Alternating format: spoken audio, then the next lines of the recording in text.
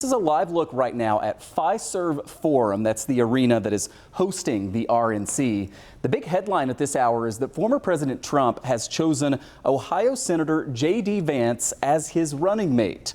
Mr. Trump made it official through a social media post just minutes before he secured the necessary votes to be the Republican nominee. They had the roll call vote there on the RNC floor. Now, Senator Vance is seen right here walking onto the floor of that convention just a short time ago. This is new video. He's a rising star in the GOP, though he comes with little experience. The 39-year-old has only been in the Senate for a year and a half. Before that, the Yale Law School graduate was an author and venture capitalist. Bob McCarthy is our 7 News political analyst, and he's here with us live tonight. Bob, good to see you. Yes, Michael. All right. We thought this was going to happen today. We got indications earlier. We didn't know at what time. Came down a couple of hours ago. What is just your initial thought? Because we normally think you choose a running mate to help you in some way, help your ticket in some way. J.D. Vance ideologically is very similar to Donald Trump. How does he improve the ticket? Well, I think the traditional role of a vice presidential candidate is the attack dog, the guy who's going to go out there and really rip apart the other opposition. And I think they've definitely got that with J.D. Vance. He's very capable of that. We've even seen him be very critical of Donald Trump in the past, but now all of a sudden he's very much on the Trump bandwagon.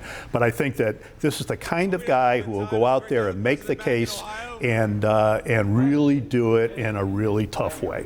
You mentioned some of J.D. Vance's past comments. In 2016, he was no fan of Donald Trump. Of course, that changed after Mr. Trump became the Republican Party standard bearer. How much of a liability is that moving forward? I don't think so. I think practically every one of the candidates who was under consideration had said something critical of Donald Trump in the past.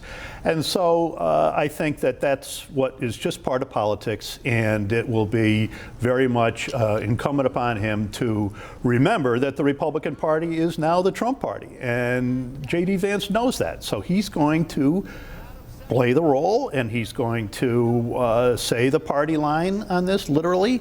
And I think that we can see him being a very forceful Trump kind of guy here. There's no question about it. How do the horrible events of this past Saturday factor in now to the RNC, which, by the way, the convention begins today. It will last through Thursday. It will conclude on Thursday with a big speech from former President Trump in which he formally accepts the nomination. How does this change that? Because I've heard the chair of the RNC say, you know, things are going to kind of go as scheduled, but then former President Trump said he ripped apart his speech. You know, I think this is really the big question that lies ahead of us, Michael, is will Trump adopt some kind of a unifier theme here? But, you know, he's being bombastic and aggressive has always worked for him, so why change now?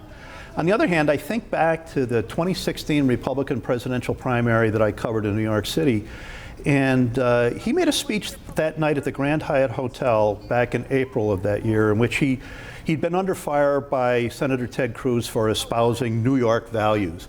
But at this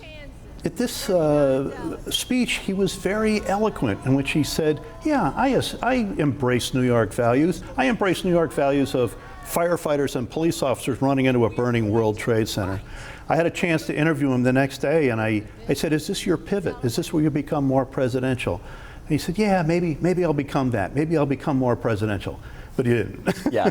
And by the way, he's been pretty successful throughout the whole time. So all of these things are coming together once again, and we'll see where Donald Trump goes. And I'm going to watch it very carefully because I think he's at a very different crossroads right here, right now. We'll see. How does a near-death experience change someone? That's a very good question. Yeah. Bob McCarthy is our 7 News political analyst. Bob, great to see you. Yes, Thank you. Michael.